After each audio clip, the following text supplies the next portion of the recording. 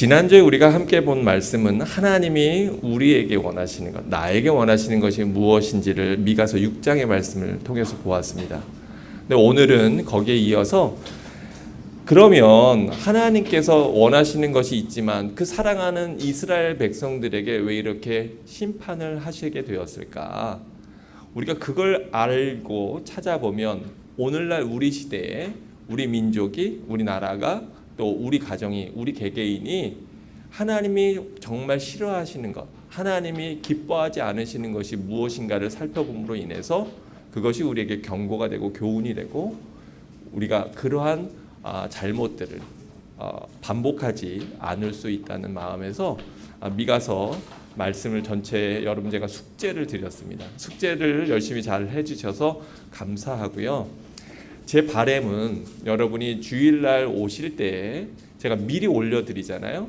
그 올려드리는 내용들, 말씀의 내용들을 보고 묵상하고 또 이해가 잘 안 되면 여러분이 갖고 있는 성경 다른 번역본으로 찾아보면서 그 말씀을 먹고 묵상하고 스스로가 깨우칠 때 그것이 여러분에게 진정한 말씀의 은혜가 되고 그 안에서 말씀 가운데 담겨진 귀한 보석, 진주들을 발견하는 지혜로운 자들이 될 것입니다.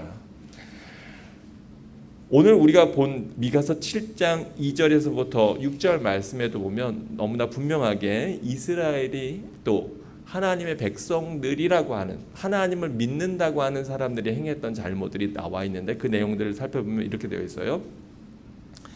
경건한 자가 세상에 끊어졌고 정직한 자가 사람들 가운데 없도다.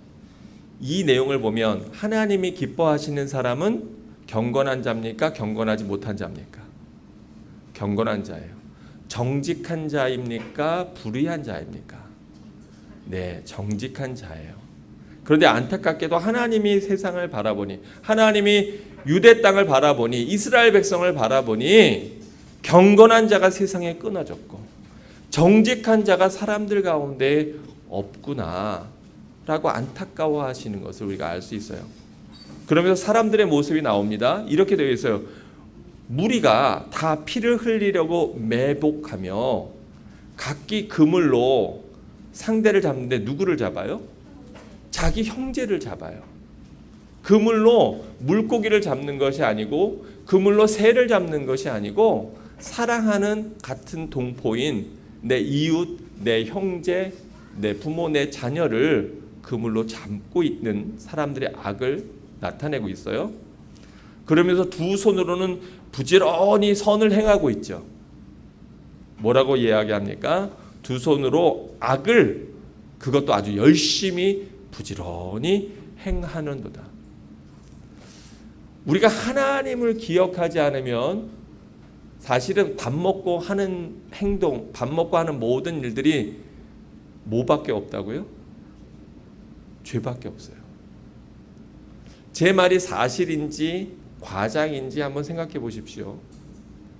내가 하나님 안에, 하나님의 거룩함 안에 들어가 있지 않으면 내가 행하는 모든 일들의 그 동기는 많은 경우에 부패되어 있습니다.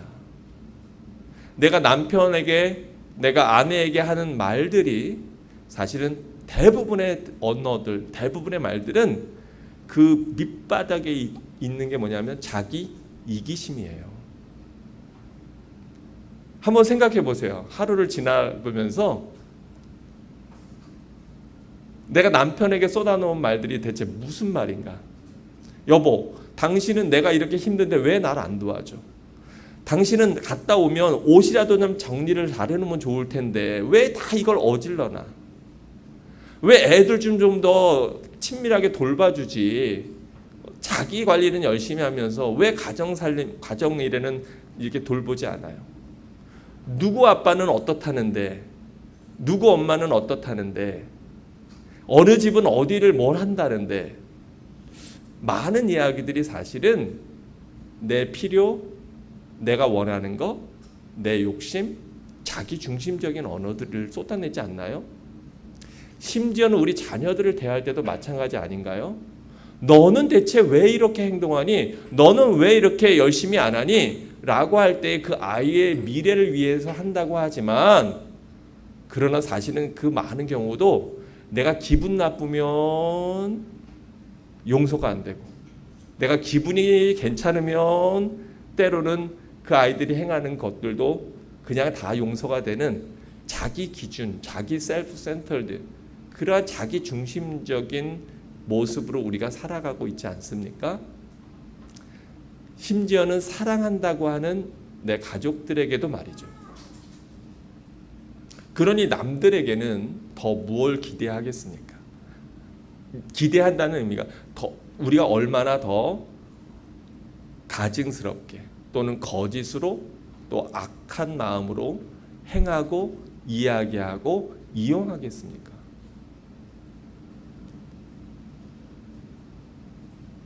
우리가 오늘 거룩에 대해서, 성결함에 대해서 찬양했는데요. 아까 거룩에 대해서 이야기할 때도 거룩한 분은 오직 누구밖에 없으시다고요? 오직 주님밖에 없으십니다. 그게 우리 찬양의 고백이었어요. 그러면 우리가 그 거룩함을 입으려면 우리 스스로 노력해서 되어지는 것이 아니라 그 하나님의 거룩함의 영향력 아래로 들어가야 됩니다. 예수 그리스도의 보혈의 피로 우리의 심령을 씻기는 길밖에 없습니다. 안타깝게도 이스라엘 백성들도 우리의 모습과 같은 똑같은 모습을 행했다는 거예요. 두 손으로 악을 부지런히 행하는도다. 그런데 특별히 이 많은 성경에 보면은 예언서들이 있지요. 대선지서가 있고 소선지서가 있어요. 그런데 그 많은 선지서들을 볼 때 사실 우리들 마음이 무거운데 때로는 그 내용들이 보면 다 비슷해 이렇게 느낄 수도 있어요. 그리고 또 그걸 보면서 남의 이야기로 생각되어질 때가 많이 있어요. 그래서 제가 여러분에게 숙제를 내드린 것입니다. 오늘 이 미가서만 보는 것이 아니라 여러분이 오늘 메시지를 통해서 내가 하나님의 말씀을 대하고 선지서들을 볼 때 바로 이러한 시각으로 보화를 캐내는 마음으로 말씀들을 봐야 되겠구나. 이걸 내 삶의 현재 시대에 나의 삶에 적용해야 되는 거구나. 이걸 여러분이 좀 깨닫는 시간 되기를 바랍니다. 특별히 오늘 나와 있는 본문 가운데서 보면은 지도자들의 타락에 대해서 많이 하나님이 책망하고 계신 걸 볼 수 있어요. 그래서 3절에 보니까 그 지도자와 재판관은 뭐를 구해요? 뇌물을 구해요. 옛날의 모습이나 요즘의 모습이나 크게 다르지 않은 것 같습니다. 또 권세자들, 힘 있는 사람들은 자기 마음에 뭘 얘기합니까? 욕심을 말해요. 그래서 힘 있는 그 사람들이 서로 카르텔을 만들어서 서로 결합해서 자기들만의 리그와 자기들만의 세상을 만들어서 그 안에서 잘한다고 하지만 7장 4절에 보면 그들의 가장 선한 자라도 뭐 같아요? 가시 같고 가장 정직한 자라도 뭐 같습니까? 찔레 울타리보다 더하도다. 자기들끼리 비교하는 거예요. 이런 거를 우리 옛말에 있습니다. 도자로 시작하는 키재기 한다고. 도토리, 키재기. 우리들의 모습은 타락했기 때문에 다 거기에요. 누가 더 낫고 누가 더 못하다를 구분하기 어려울 정도로 우리는 부패해 있습니다.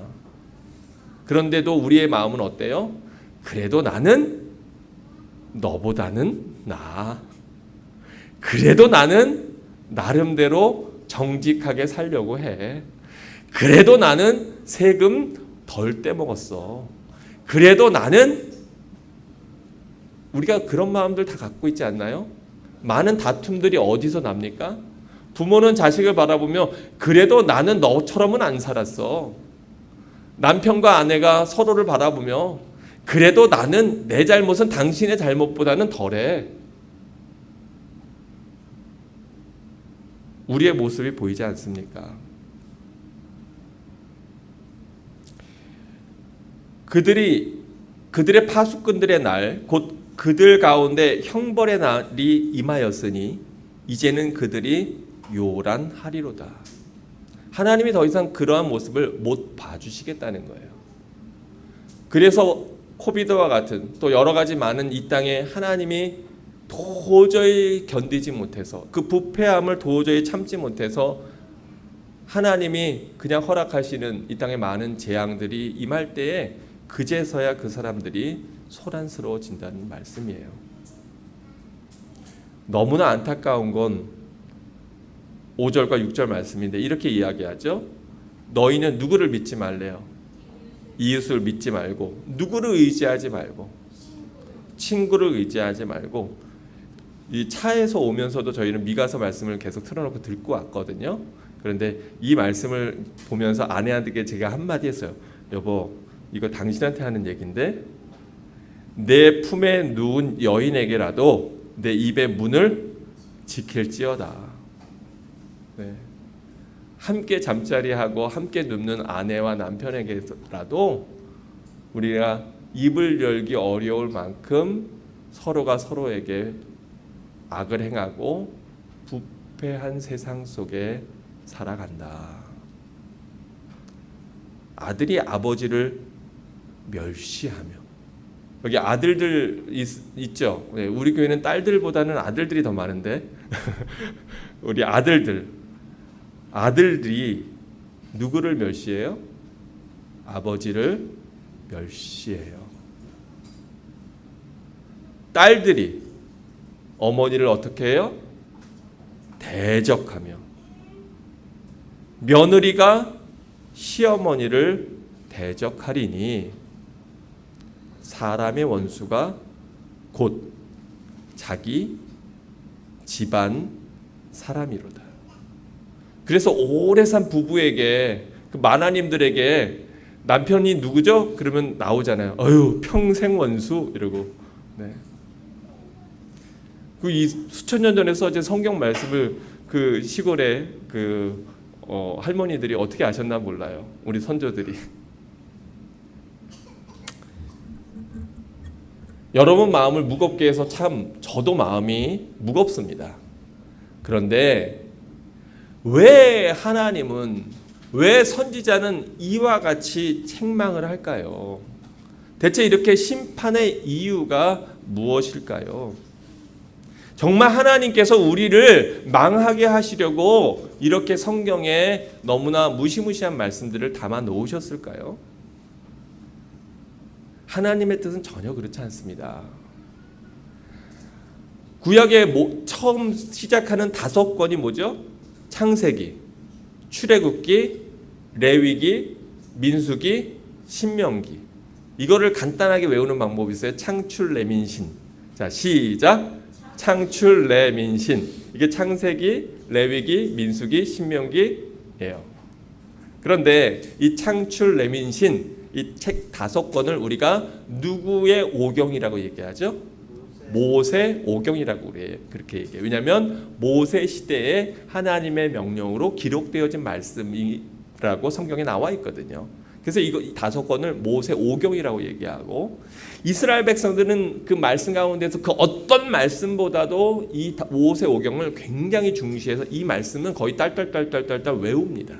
어려서부터 그 입에 담아서 외우게 하는 말씀들이 바로 이 말씀이에요. 왜냐하면 신명기 6장 레마라고 하는 바로 거기에서 명령하고 있거든요.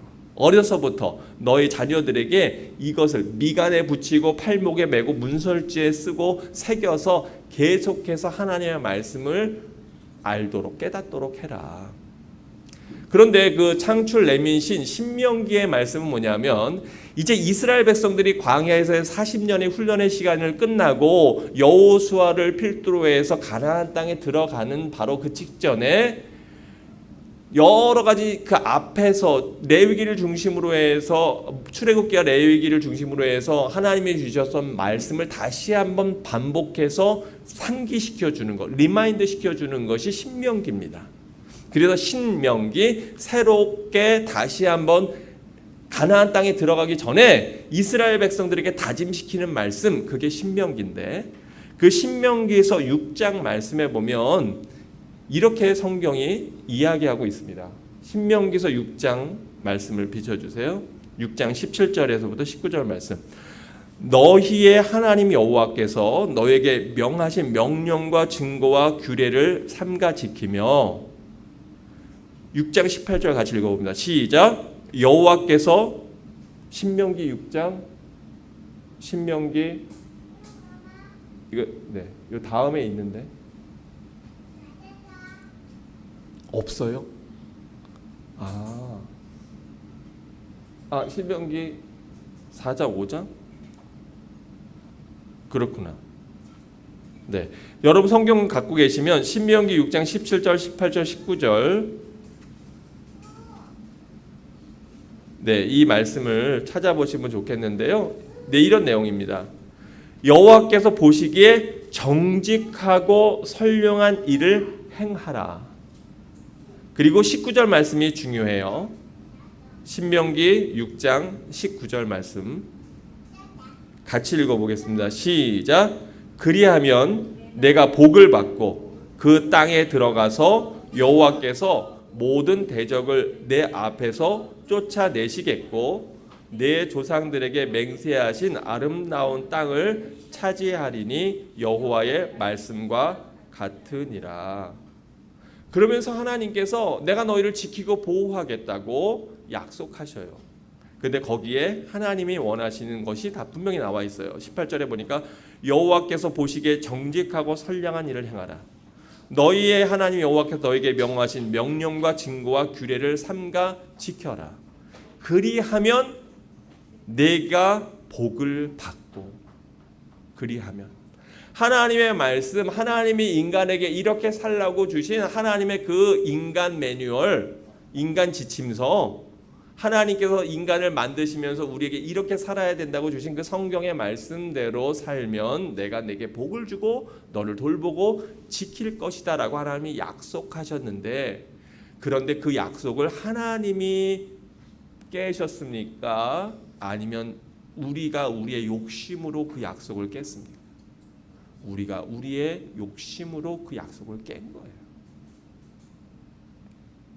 지난번에 말씀드린 것처럼 하나님은 공의의 하나님이십니다. 공의는 죄인을 그냥 무조건 죄 없다고 치부하는 것이 공의가 절대로 아닙니다. 죄인의 죄에 대해서 그것을 다루는 것이 공의입니다. 우리가 우리의 죄값을 갚을 수 없기 때문에 하나님께서 하나밖에 없는 독생자 아들 예수 그리스도를 통해서 우리를 씻기시고 대신 그 모든 죄값을 예수님께 지어서 그 예수님이 십자가에서 달려 돌아가심으로 말미암아 우리를 씻겨 주신 것이지, 하나님이 우리가 지은 죄를 그냥 무조건 다 죄 없다고 해버리신 것이 아닙니다.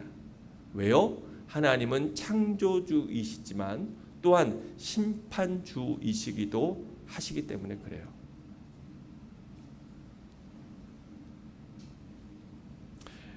제가 여러분에게 숙제를 드렸잖아요. 그래서 그 숙제를 드린 이유는 오시기 전에 제발 한 번이라도 오늘 나눌 메시지가 무엇인지 읽고 묵상하고 소화하고 생각하고 와라. 그러지 않으면 여기에서 많은 이야기들이 쏟아져도 소화불량에 걸린다. 소화를 못 시킨다 하나도. 그래서 여러분에게 숙제를 드렸는데요. 그 드린 숙제의 내용들을 잘 하셨어요. 혹시 무슨 얘기인지 모르시면 저희가 예배를 위한 준비 카톡방이 있습니다. 유튜브에 영상으로 보시는 분들은 거기에 보면은 이렇게 제 유튜브 오픈 카톡방, 저희 예배를 위한 오픈 카톡방 주소가 있는데 거기에 여러분들이 저희가 초대하는 것이 아니라 여러분이 들어오시면 되는 겁니다. 패스워드도 거기 나와 있습니다. 참고하시고요. 숙제는 뭐였냐면 미가서에 나타난 하나님의 심판의 이유, 인간들의 죄된 모습을 한번 우리가 찾아보자는 보물찾기였어요. 보물찾기 보니까 제가 이제 장별로 준비했습니다만 박성용 집사님 보니까 미가서 1장 3절에서부터 7절까지를 이야기하셨어요. 또 우리 박영란 성도님도 미가서 1장 7절 말씀을 이제 내주셨는데, 거기 보니까 이렇게 되어 있죠. 여호와께서 3절입니다. 여호와께서 그의 처소에서 나오시고 강림하사 땅의 높은 곳을 밟으실 것이라. 그 아래 산들이 높고 골짜기들이 갈라지기를 불 앞에 밀초 같고 비탈길로 쏟아지는 물 같을 것이니 이는 다 야곱의 허물로 말미암으며 이스라엘 족속의 죄로 말미암음이라. 그래서 여기에서 야곱의 허물과 이스라엘 족속의 죄를 이야기하는데 거기 분명히 나와 있어요. 야곱의 허물이 무엇이냐? 사마리아가 아니냐. 사마리아가 대체 무슨 죄를 지었다는 거죠? 저번에 설명했는데 솔로몬 이후에 솔로몬의 아들 르호보암이 철권 통치를 합니다. 거기에 반발해서 솔로몬의 군대 장군이었던 여로보암이 북왕국 이스라엘을 세우게 돼서 나라가 북과 남으로 분리가 되고 북왕국 여로보암이 통치하는 북왕국 이스라엘은 사마리아를 수도로 삼고 유다 지파와 베냐민 지파를 중심으로 모였던 남왕국 유다는 예루살렘을 전통적인 수도로 삼아서 두 나라가 이렇게 진행이 되죠. 세워져 가죠. 그런데 계속해서 북왕국의 사람들이 남왕국 예루살렘에 예배드리러 가는 거예요. 그러니까 여로보암이 어떤 생각을 냈어요? 자꾸 자기네 백성들이 1년에 한 번씩이면 예루살렘 성에 예배드리러 가거든요. 한마디로 얘기하면 남왕국 유다에 가서 예배드리고 오는 거예요. 그것이 싫었어요. 그래서 길갈과 베델에다가 금송아지를 만들고 거기다 제단을 만들고 앞으로 우리 북왕국 이스라엘은 여기서 예배드려. 그리고 우상 숭배를 시작한 거예요. 그 우상 숭배가 딴 것이 아니었습니다. 하나님을 섬긴다고 하는데 여호와 하나님을 섬긴다고 하는데 송아지라고 하는 형상을 만들어서 사람들로 하여금 하나님이 아니라 엉뚱한 형상을 보게 만든 거예요. 거기에 하나님이라고 이름 붙이고. 바로 그것이 사마리아의 죄입니다. 또 유다의 산당들이 무엇이냐? 예루살렘이 아니냐? 예루살렘 성전도 역시 마찬가지로 타락한 거예요. 우리가 잘 아는 대로 예수님께서 예루살렘 성전에 들어가셔서 그 예루살렘 성전에서 벌어지는 일들에 너무너무 화가 나셔서 예수님이 그렇게 화를 내신 건 처음일 거예요. 성경 어디에 예수님께서 노끈으로 채찍을 만들어 가지고 거기에 있는 상들을 다 뒤집어 엎고 그리고 그 동물들을 다 쫓아버리고 다 거기에 있는 상인들을 내쫓으십니까? 누가 그랬다고요? 예수님이요. 우리를 위해서 생명을 주신 그 예수님. 가늠한 여인도 돌로 때려서 죽이려고 하는 사람들에게 죄 없는 자가 먼저 돌로 치라고 말씀하시며 나도 너를 정죄치 않는다라고 용서하셨던 그 예수님, 그 사랑의 예수님이 하나님의 성전을 더럽게 하는 것에 대해서는 참지 못하시고 분노를 발하시며 노끈으로 채찍을 만들어서 그 상인들의 상을 뒤집어 엎고 그리고 그 가축들을 내쫓고 그리고 그 타락한 성전을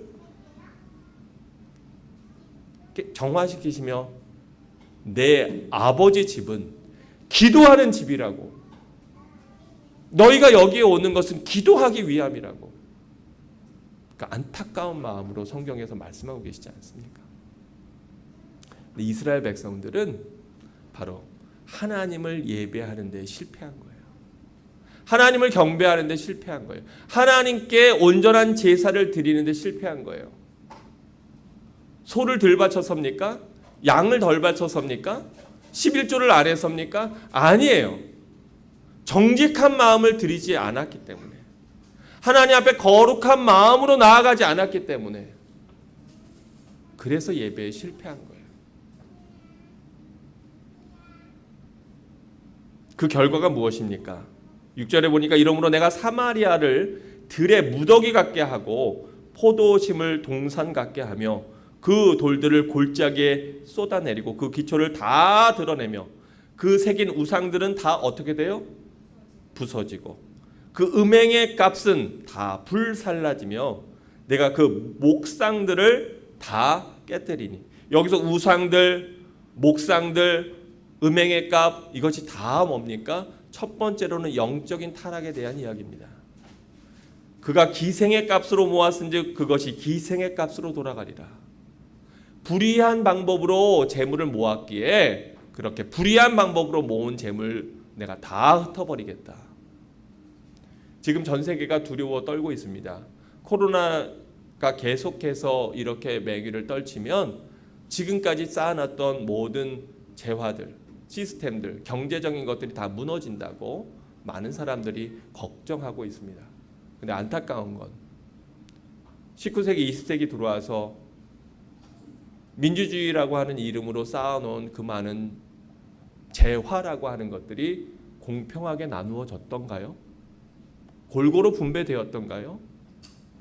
오히려 예전의 왕정시대와 같이 귀족 그룹이 생기고 흙수저와 금수저가 나뉘어지고 그리고 있는 자들, 누린 자들, 갖고 있는 사람들은 더 모으려고 애쓰고 가난한 사람들의 고열을 쥐어짜는 모습을 우리가 얼마나 많이 봅니까? 왜 월스트리트에서 거기에서 그 젊은이들이 항거하며 데모를 했습니까?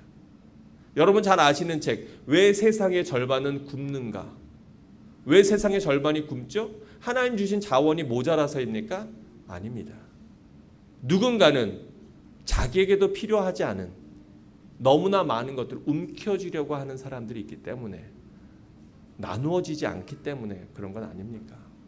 물론 여러 가지, 전 경제학자도 아니고 전 사회학자도 아니지만, 그러나 세상에 얼마나 갖고 있는 힘 있는 자들의 횡포가 심한가를 우리가 점점 더 피부로 느끼지 않습니까?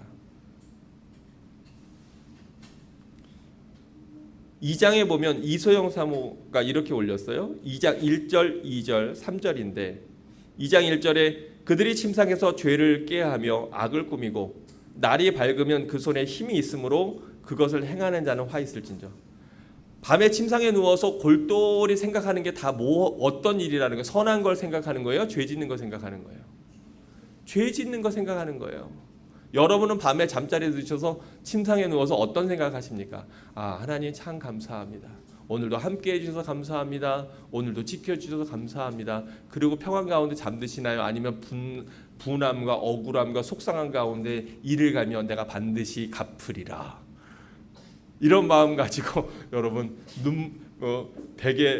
눈물로 베갯잎을 적시고 계신가요?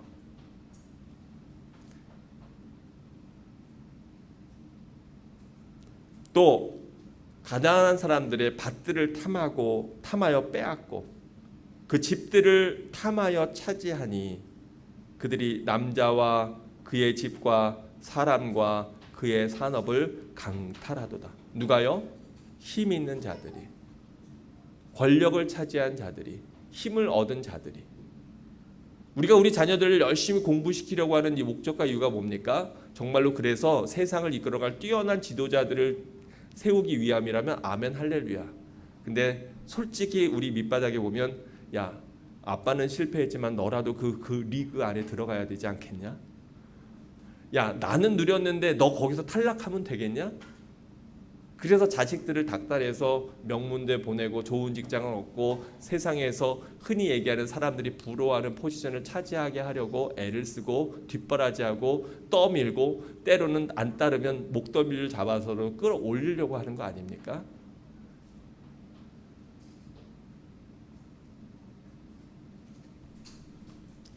곽대영, 그리고 3절에 보면 교만에 대해서 언급하고 있죠. 미가서 2장 8절과 9절은 곽대영 집사님이 올려주셨어요. 미가서 2장 8절과 9절. 근래에 내 백성이 대적같이 일어나서 전쟁을 피하며 평안히 지나가는 자들의 의복 중 겉옷을 벗기며. 그 당시에 가난한 자들에게 겉옷은요, 이게 집이고 그리고 이게 침대고 이게 내 담요입니다. 그런데 어떻게 해요?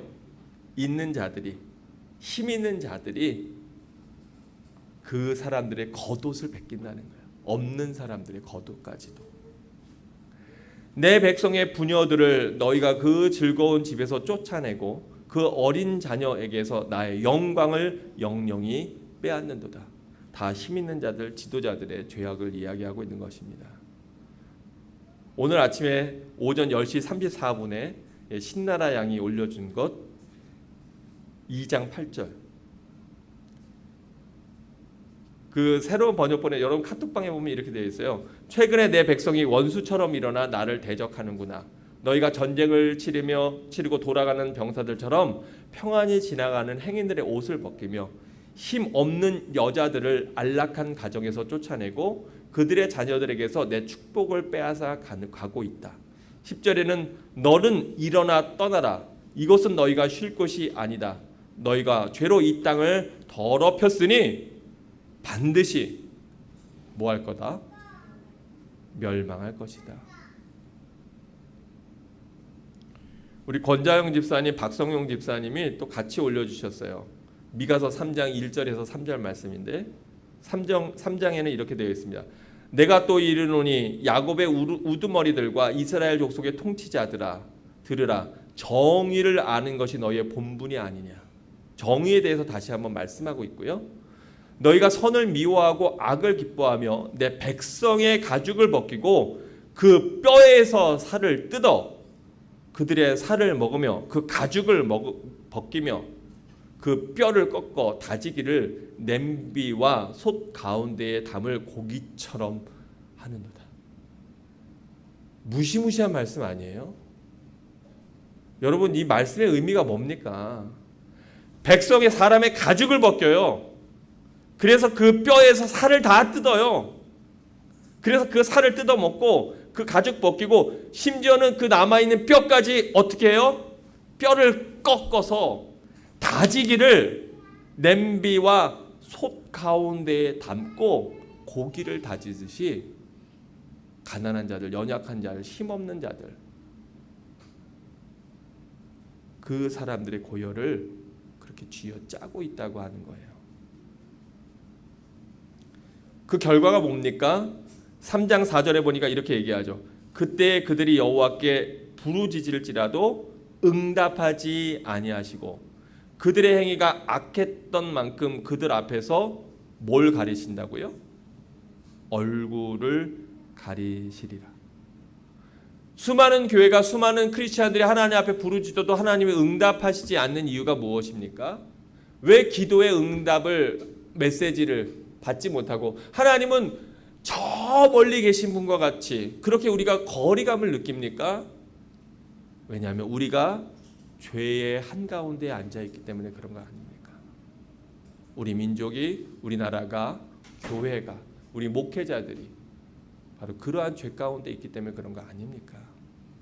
남의 얘기를 하는 것이 아니에요. 저의 얘기를 하는 겁니다. 다른 사람의 얘기를 하는 것이 아닙니다. 나의 얘기를 하는 것입니다. 우리 한 권사님이 제 눈에 들어온 똑같은 걸 올려주셨는데 미가서 3장 5절 이후의 이야기입니다. 근데 이 말씀은요 바로 저한테 한 말씀이에요. 왜냐? 그 내용을 보십시오. 내 백성을 유혹하는 누구? 선지자는 이에 물면 평강을 외치나 그러나 그 입에 무엇을 채워주지 아니하는 자에게는 뭘 준비해요? 전쟁을. 이게 무슨 말입니까? 선지자가 백성들을 유혹한대요. 어떻게 유혹해요? 내 입에 먹을 거를 채워주는 자에게는 뭐를 선포해요? 평강을 선포해요. 그런데 나한테 내 입에 먹을 거를 주지 않는, 내 입에 무엇을 채워주지 않는 자들한테는 전쟁을 선포해요. 이게 선지자들의 모습이고 저의 모습이라는 거예요. 목사들의 모습이라는 거예요. 뭔가 잘 대해주고 유익이 있으면 그러면 평안하다 하고 그러지 못하면 악한 이야기들을 입에서 내뿜는다는 거죠. 그런데 안타까운 건 그런 선지자들에게 이렇게 말씀합니다. 그러므로 너희가 밤을 만나리니 이상을 보지 못할 것이요 어둠을 만나리니 점치지 못하리라. 왜냐하면 점을 치는데 점괘가 안 나와요. 왜요? 신이 떠났기 때문에, 성령이 함께 하시지 않기 때문에. 이 선지자 위에는 해가 져서 낮이 캄캄할 것이라. 또 선견자가 부끄러워하며 술객이 수치를 당하여 다 입술을 가릴 것은 하나님이 응답하지 아니하심이거니와. 선견자가 뭡니까? 미리 앞일을 본다고 하는 예언하는 예언자들입니다. 술객은 누구입니까? 마술을 행하는 객, 즉 마술사들, 바로 당시의 종교 지도자들입니다. 그런데 하나님이 한마디로 세상적으로 얘기하면 점괘를 주시지 않기 때문에 할 말이 없다는 거죠. 오직 나는 여호와의 영으로 말미암아 능력과 정의와 용기로 충만해져서 야곱의 허물과 이스라엘의 죄를 그들에게 보이리라. 그러면서 3장 9절에 이렇게 얘기합니다. 야곱 족속의 우두머리들과 이스라엘 족속의 통치자들 곧 뭘 미워해요? 정의를 미워하고 뭘 굽게 하는? 정직한 것을 굽게 하는 자들아 원하노니 이 말을 들을지어다. 지금 계속해서 반복되어서 나타나는 단어들이 있어요. 여러분이 그 단어들을 주목해서 보시라고 하는 겁니다. 그런가 하면 김민영 집사님이 어저께 오후 9시 14분에 미가서 3장 10절에서 12절을 올려주셨는데, 시온의 피로 예루살렘을 죄악으로 건축하는도다. 예루살렘 성을 쌓고 뭔가 큰 걸 쌓은 것 같지만 그걸 사람들의 고통과 피로 쌓았다는 거예요. 마치 진시 황제가 만리장성을 쌓았는데 그것이 수많은 중국 인민들의 고열을 짜내서 만든 것처럼 유럽의 어마어마한 이 교회당과 성들이 그 당시에 사람들의 수많은 가난한 농민들의 고열과 노동력을 착취해서 세워진 것처럼. 11절입니다. 그 두령은 뭐를 위하여 재판합니까? 뇌물을 위하여 재판하고, 저 같은 그 제사장은 뭘 위해서 교훈해요? 삭슬 위해서 교훈한대요. 주여 용서하옵소서, 불쌍히 여겨 주옵소서. 그 선지자는 돈을 위하여 점치면서 오히려 여호와를 의뢰하여 이르기를 여호와께서 우리 중에 계시지 아니하냐, 재앙이 우리에게 임하지 아니하리라 라고 거짓말한다는 거예요.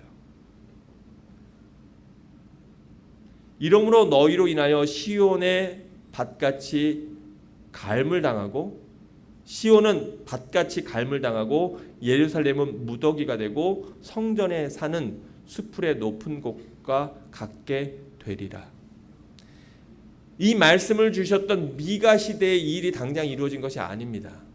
그러나 eventually, 결과적으로 북왕국 이스라엘은 BC 722년에 아수리에서 멸망하고 남왕국 유다는 바벨론에 의해서 BC 686년에 다 멸망해 버립니다.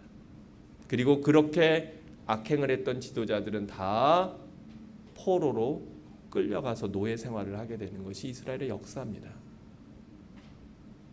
박성영 집사님이 4장에서 또 언급해 주셨어요. 그가 많은 민족들 사이에 이를 심판하시며 먼 곳 강한 이방 사람을 판결하시리니 무리가 그 칼을 쳐서 보습을 만들고 창을 쳐서 낫을 만들 것이며 이 나라와 저 나라가 다시는 칼을 들고 서로 치지 아니하며 다시 전쟁을 여기에도 있나요? 네, 죄악이 있습니다.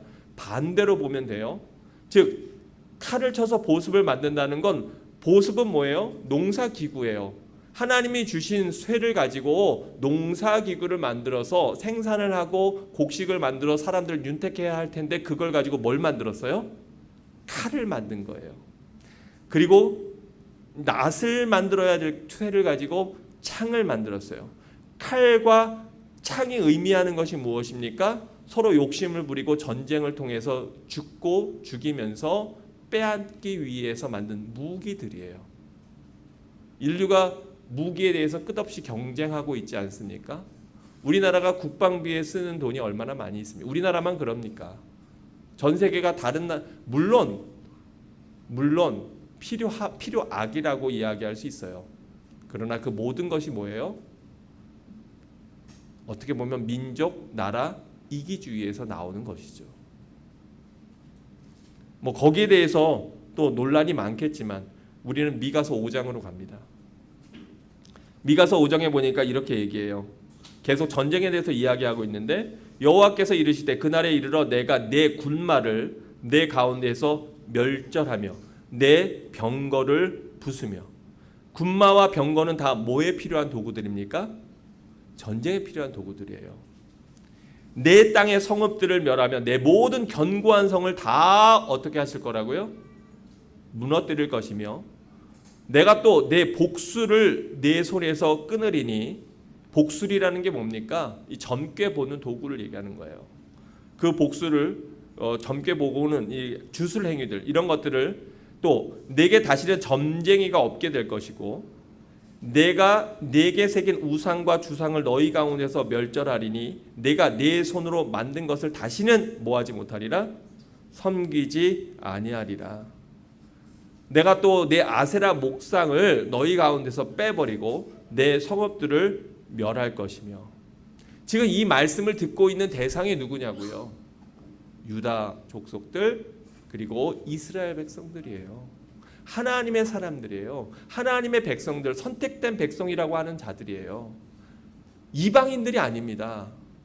바로 아세라 목상이 그 가운데 있고, 우상과 주상이 그들 안에 있고, 복술과 점쟁이가 그들 안에 있고, 바로 이런 것들을 의지한다는 거예요. 그래서 여러분 절대로 점 보러 가시면 안 돼요. 그거 하나님 너무너무 싫어하시는 거예요. 왜요? 그냥 재미로 보는 그거라고 하더라도 그 재미로 보는 그거 자체를, 그게 영적인 타락입니다. 바로 그런 루트들을 통해서 우리 삶에, 우리 가정에 악한 영들에게 문을 열어주는 거예요. 우리 대적들에게 대문을 활딱 열고 도둑들 다 돌아오라고 초청하면서 밤에 잠을 자고 있는 우리의 형상 아닙니까? 우리가 지난주에 미가서 6장을 봤죠. 하나님이 기뻐하시고 원하시는 것이 무엇인가? 근데 바로 그 다음에 나오는 말씀들이 바로 너무 엄청난 끔찍한 말씀들입니다. 10절 보면 미가서 6장 10절입니다. 악인의 집에 아직도 불의한 재물이 있고요, 축소시킨 가증한 에바가 있고. 이거는 무슨 얘기냐면, 에바는 곡물을 재는 그러한 단위인데, 그걸 정직하게 재물을 저울을 달아주는 게 아니고 다 속여서 가짜로 그렇게 해서 착복하는 걸 얘기하는 겁니다. 내가 만일 부정한 저울을 썼거나 주머니에 거짓 저울추를 두었으면 깨끗하겠느냐? 그 부자들은 강포가 가득하였고 그 주민들은 거짓을 말하니 그 혀가 입에서 거짓되도다. 그러므로 나도 너를 쳐서 병들게 하였으며 내 죄로 말미암아 너를 황폐하게 하였나니. 14절 말씀 너무나 안타까워요. 내가 먹어도 뭐하지 못하고요? 배부르지 못하고 항상 속이 빌 것이며. 혹시 여러분 항상 먹어도 속이 허한 친구들이 있습니까? 저희 아이도 자랄 때 보니까 먹어도 속이 허하던데, 이게 영적으로 아무리 세상에 소금물을 들이켜도 우리 주님이 채워주지 않으면 우리는 영적인 목마름을, 갈급함을, 굶주림을 경험할 수밖에 없어요. 그래서 여러분 영적 세계에 대해서 이야기하면서 여러분 갈망하고 있는 게 뭡니까? 여러분이 채우고자 하는 욕망이 어디에 있습니까? 그게 주님의 말씀입니까? 하나님의 말씀입니까? 주님의 음성입니까? 아니면 세상 것들입니까? 편안하고 안락한 내 집으로 채우고, 멋진 자동차로 채우고, 그럴듯한 직업으로 채우고, 또 은행 통장으로 채우고, 이런 것들로 채워도 우리 안엔 진정한 만족은 없어요. 벌써 수천 년 전에 솔로몬이 그 많은 거 누려봤는데, 처첩을 1500명이나 거느려보고 세상의 부귀영예 다 누려봤는데, 그의 결론 전도서 1장이 뭡니까? 헛되니 모든 것이 다 헛되도다. 하나님으로 말미암아 만족하는 것 외에는 방법 없다. 이미 솔로몬이 수천 년 전에, 3000년 전에 그렇게 얘기했다면 조금 눈치 있는 친구들은 알아들어야죠. 근데 지금도 우리는 여전히 내가 해봐야 알아 라고 아무리 성경이 그렇게 얘기해도, 솔로몬이 그렇게 얘기했어도 그건 솔로몬이 누려보고 얘기한 거고 나도 누려보고 얘기할 거야. 그리고 그 누림을 위해서 우리가 한 걸음 한 걸음 나만 전진할 뿐 아니라 우리 자식들까지 떠밀고 있는 거 아닙니까? 제 얘기입니다. 제 얘기. 14절입니다. 내가 먹어도 배부르지 못하고 항상 속이 빌 것이며 내가 감추어도 보존되지 못하겠고 보존된 것은 내가 칼에 붙일 것이며 내가 씨를 뿌려도 추수하지 못할 것이며 감람 열매를 밟아도 내 기름으로 내 몸에 바르지 못할 것이며 포도를 밟아도 술을 마시지 못하리라. 왜요? 너희가 오므리의 율례와 아합 집의 모든 예법을 지키고 그들의 전통을 따르니. 이 오므리 왕조, 아합도 같은 오므리 왕조, 오므리의 후손인데, 이 오므리 왕조, 북왕국에서 악으로 왕권을 차지한 오므리 왕조가 사실은 가장 번성했었습니다. 여로보암 2세와 바로 아합 시대에 엄청나게 많은 부들을 누렸고요. 그 당시에 경제적으로 어려운 시대가 아니었습니다. 그런데 사실 엄청나게 타락한 시대였습니다. 이세벨이라고 들어보셨죠? 이세벨이 누구의 아내입니까? 이 아합 왕의 아내 아닙니까? 그 이세벨이 한 일이 무엇입니까? 온갖 우상들을 갖고 들어와서 성전에다가 그거를 벌려놓고 그게 하나님의 그게 그 우상 이스라엘 백성들로 하여금 우상을 숭배하게 한 아주 현격한 공을 세운 여인이 바로 이세벨 아닙니까?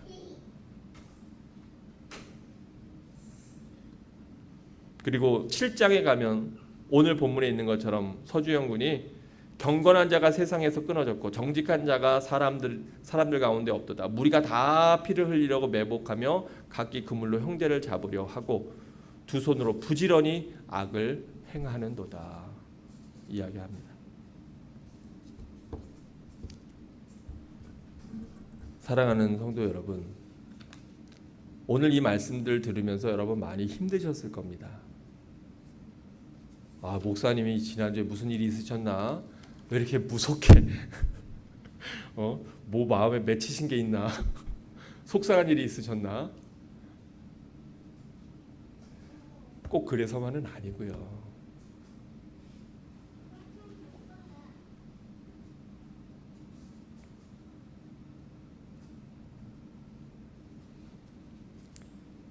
성경에 많은 구약에 보면 선지서들이 있습니다. 예언서들이 있죠. 미가, 나움, 하박국, 스바냐, 학개, 스가랴, 말라기, 뭐 그 외에도 뭐 이사야로부터 예레미야, 이사야로부터 시작해서 많은 성경의 구약의 후반부의 대부분의 말씀은 다 예언자들의 말씀인데, 예언자들이 외쳤던 내용들은 사실은 이스라엘의 죄와 그 주방 민족들의 죄였습니다. 왜 성경의 그 많은 분량을 이 죄악에 대한 선고, 하나님의 심판으로 채우고 있을까요? 대체 하나님의 심판의 이유는 무엇일까요? 미가서가 그냥 이렇게 끝났다면 우리는 미가서를 보고 무거운 마음을 가질 수밖에 없을 겁니다. 그런데 사실은 미가서는 희망으로 끝납니다. 그걸 아시나요? 그걸 눈여겨보셨나요? 하나님이 너무 마음이 아파서 하나님이 이스라엘 백성들의 죄악과 또 이 땅에 하나님이 사랑해서 창조한 그 인류와 사람들의 죄악에 너무 가슴 아리를 하면서 너희들 대체 어떻게 이렇게 사냐고, 내가 너희를 얼마나 사랑했는데, 내가 너희를 위해서 모든 것을 다 마련해 주었는데 너희를 어떻게 이렇게 사냐고 울면서 절규하시는 것이 바로 이 선지자들의 외침이에요. 미가서 7장 7절에 보면 오직 나는 여호와를 우러러보며 나를 구원하시는 하나님을 바라보나니 나의 하나님이 나에게 귀를 기울이시리로다. 나의 대적이여 나로 말미암아 기뻐하지 말지어다. 그러면서 중요한 얘기를 합니다. 대적들이 왜 기뻐합니까? 왜요? 하나님의 사람들. 그러면 목사님, 여러분 이렇게 항거할지 몰라요. 목사님 정직하게 살아보세요. 얼마나 많은 피해를 겪나, 얼마나 많은 손해를 겪나. 너무 안타까운 건 우리나라는 과거 청산을 잘 못해요. 이스라엘이나 독일의 과거에 대한 청산의 모습과 우리나라의 과거에 대한 청산의 모습을 보십시오. 우리나라는 너무 인정이 많아. 죄송하지만 가해자의 인권에 대해서는 굉장히 민감해서 얼굴들을 다 가리잖아요. 그러면 대체 가해자의 인권을 존중할 수 있는 것은 그 가해자가 자기의 죄에 대한 값을 치르고 그리고 자기의 잘못에 대해서 인정을 할 때의 인권이 있는 것입니다. 그럼 피해자의 인권은 뭔가요? 대체 왜 우리나라는 가해자의 인권은 존중해 주려고 그렇게 애를 쓰면서 피해자의 인권은 그렇게 무시를 하나요? 많은 가해자들이 바로 힘 있는 자들의 자식, 친척, 그 가족, 혹시 그런 건 아닙니까? 아니면 우리 민족이 너무 인정이 많아서 그런 건가요? 근데 성경이 가르치는 공의는 그렇지 않습니다. 하나님의 법은 그와 다릅니다.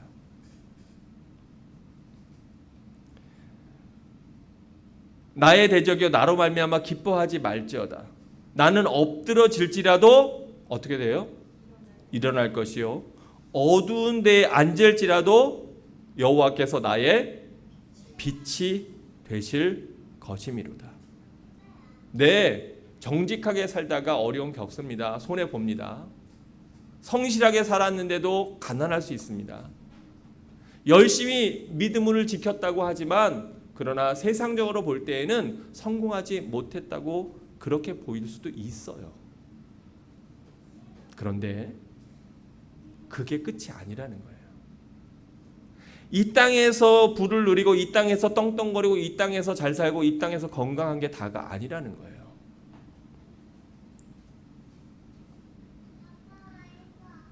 구절로 가면 이렇게 되어 있습니다. 내가 7장 9절입니다. 내가 여호와께 범죄하였으니 그의 진노를 당하려니와 마침내 주께서 나를 위하여 논쟁하시고 심판하시며 주께서 나를 어떻게 하셔요? 인도하사 광명에 이르게 하시리니 그때에 내가 그러한 잘못에 대해서 책망하시고 야단치시고 그 죄의 값을 심판하시는 하나님의 그 뜻을 보고 깨닫고 인도하심으로 광명의 이름으로 내가 그의 무엇을 봅니까? 공의를 보리로다. 10절 말씀입니다. 나의 대적이 이것을 보고 부끄러워하리니 그는 전에 내게 말하기를 누가 어디 있냐? 내 하나님 여호와가 대체 어디 있냐? 하던 자라. 그런데 그가 거리에 진흙같이 밟히리니 그것을 내가 보리로다. 사람들이 그러게 얘기하지 않습니까?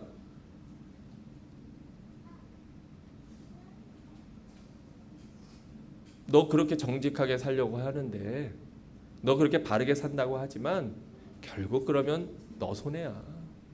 결국 그러면 너 망하는 길이야. 너만 흙수저 아니라 네 자식들까지도 흙수저 되는 길이야. 그렇게 조소할지 몰라요. 어리석다고, 미련하다고. 근데 여러분에게 묻고 싶습니다. 하나님은 돌아가셨습니까? 아니면 살아계십니까? 우리 믿는 하나님은 우리가 만든 하나님입니까? 아니면 스스로 존재하시는 분이십니까? 우리 하나님은 인간의 욕심을 채우기 위한 하나님이십니까? 아니면 우리를 가장 선하고 바른 길로 참된 하나님의 자녀로 이끄시기 원하는 분이십니까? 미가서 7장 18절 이하에서 이렇게 이야기하죠. 주와 같은 신이 어디 있으리이까? 주께서는 죄악과 그 기업의 남은 자의 허물을 사유하시며 인애를 기뻐하심으로 진노를 오래 품지 아니하시나이다. 아멘. 아멘. 하나님이 진노를 오래 품으셨으면 우리는 지금 이 땅에 존재하지도 않을 겁니다. 우리가 죄 지을 때마다 그때마다 하나님이 심판하셨으면 여기 가운데 남아있을 사람 하나도 없을 겁니다. 벌써 하나님의 심판 앞에 다 사그러졌을 존재들인데 하나님은 은혜의 하나님이십니다. 주께서 옛적에 우리 조상들에게 맹세하신 대로 야곱에게 성실히 베푸시며 아브라함에게 인애를 더하시리이다. 야곱과 아브라함도 완전한 자가 아니었습니다. 죄를 짓기도 하고 실수를 하기도 하고 잘못 선택하기도 하고 거짓된 삶을 살기도 했던 사람들입니다만, 그러나 그들이 놓지 않았던 한 분이 계세요. 그들이 놓지 않았던 믿음이 있어요. 그들이 포기할 수 없었던 그 하나가 있어요. 그분이 누구신가요? 하나님. 하나님.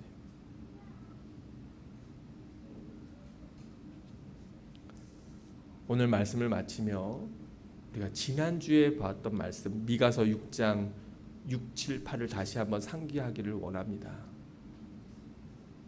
사랑하는 성도 여러분, 하나님이 정말 원하시는 게 뭘까?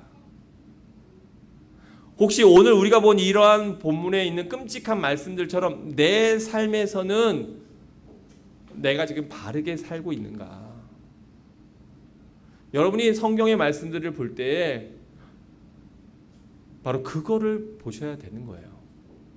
마치 보화를 찾듯이, 진주를 찾듯이 평안이고 안녕이고 행복, 귀하고 좋은 것이지만, 그러나 우리가 정말로 하나님의 말씀 가운데 찾아야 되는 것은 마치 거울에 내 모습을 비춰보는 것처럼 그 과거에 우리 선조들의, 우리 열조들의, 또 이스라엘 백성들의 죄악을 살펴보며 나는 그 죄악을 반복하고 있지는 않은지, 나는 하나님 앞에서 정직히 행하고 인자를 사랑하고 공의를 행하고 그리고 겸손히 주를 쫓고 있는 사람들인지 우리가 다시 한번 우리를 돌아보는 것이 오늘 여러분이 이 자리에 와서 경배하고 예배하고 여러분 자신을 거룩한 산 제물로 드리는 예배의 모습인 겁니다. 그러지 않으면 우리는 계속해서 이 죄악의 굴레 속에서 반복된 삶을 살 수밖에 없는 존재들입니다. 하나님의 심판의 이유는 우리로 하여금 망하게 하기 위함이 아니라 돌이켜 하나님의 은혜와 평강의 그 깊은 바다로 들어가게 하기 위함입니다. 하나님의 심판의 이유는 우리의 죄를 다 드러내서 우리를 부끄럽게 하기 위함이 아니라 바로 우리를 깨끗하게 씻겨서 예수 그리스도의 보혈의 공로로 구원받게 하기 위함입니다. 하나님의 심판의 이유는 우리로 하여금 절망하고 낭망하게 하기 위함이 아니라 바로 이 모든 일들을 통하여서 겸손히 주님만을 붙잡고 따르는 하나님의 백성으로 삼아 주시기 위함입니다. 그러기에 하나님의 심판은 절망과 낙심과 후회가 아니고 하나님의 심판은 소망과 인도하심과 용서와 빛 가운데로 우리를 이끄시는 하나님의 회초리입니다. 오늘 하나님의 말씀으로 회초리 받으신 사랑하는 라이프교회 성도 여러분, 그렇다면 우리가 이번 한 주간 어떻게 살아야 할지 다시 한번 여러분의 마음을 주의 보혈로 씻기는 시간 되기 원합니다. 아까 우리가 부른 찬양과 같이 하나님 앞에 나아가 주님, 나를 불쌍히 여기소서. 이 모든 죄악들이 그 사람들의 죄악이 아닙니다. 바로 나의 죄악입니다. 나의 모습입니다. 내가 이렇게 거짓되고 부패하고 가증하고 이익을 탐하고 가난한 자들, 힘없는 자들, 약한 자들의 것들을 약탈하고 빼앗고 그리고 그 누린 것을 좋아하고 즐겨하며 밤에 악한 일들만 꾀하는 그러한 존재들인데, 그럼에도 불구하고 우리를 불러주시고 용서해 주시고 오늘 인도해 주셔서 감사합니다.